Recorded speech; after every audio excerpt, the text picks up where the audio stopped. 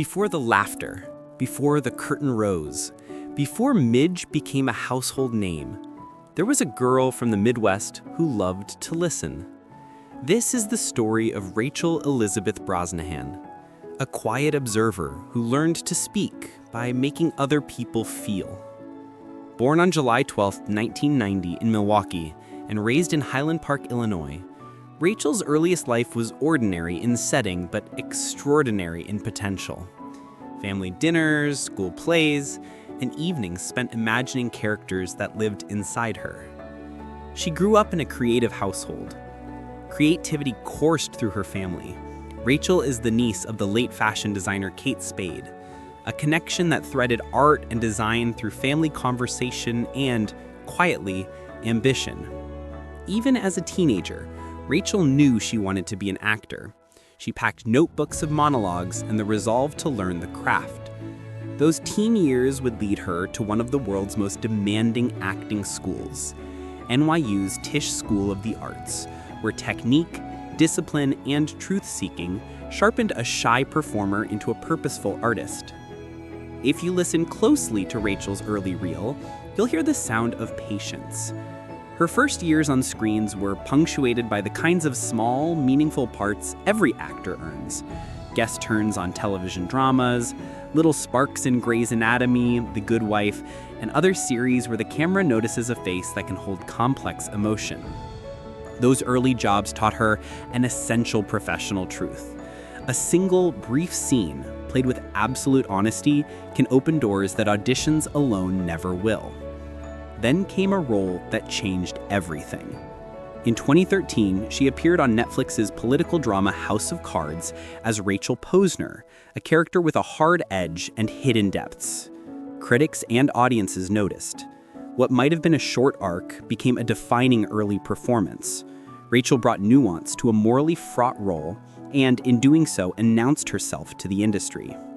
That small, electric performance set the stage for a leap that would define her career. And then, the moment. Amy Sherman Palladino's The Marvelous Mrs. Maisel arrived like a comet. Rachel's Miriam Midge Maisel was incendiary, funny, fierce, heartbreakingly human. Her comic timing, emotional clarity, and period-perfect presence revived an entire era on screen, and the awards followed. She won the Primetime Emmy Award for Lead Actress and consecutive Golden Globes, becoming the face of a new golden age of television comedy. The show didn't just make Rachel famous, it made her emblematic of a new kind of heroine. Brilliant, messy, unstoppable. When Maisel opened the door, Rachel didn't step through and rest. She widened the frame.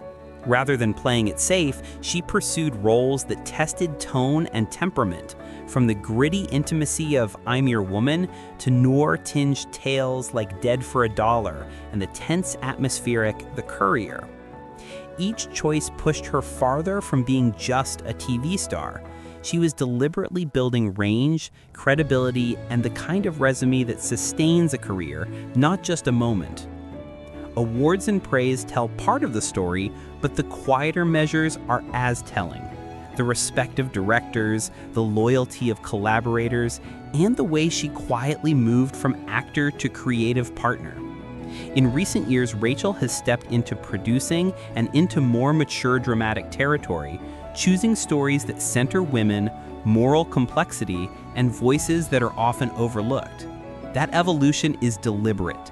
She is shaping the kinds of work she once only hoped to find. Her personal life reflects the privacy and steadiness that the industry finds rare. Rachel met actor-producer Jason Ralph early in her career. Their romance, born in the intimate world of theater and indie film, remained mostly private until she began to accept awards on the world stage and quietly thanked him for his support. The two married in a low-key way and have kept their life together intentionally shielded from the tabloids, a choice that complements Rachel's on-set seriousness and off-screen calm. Beyond the screen, Rachel has used her platform with quiet purpose.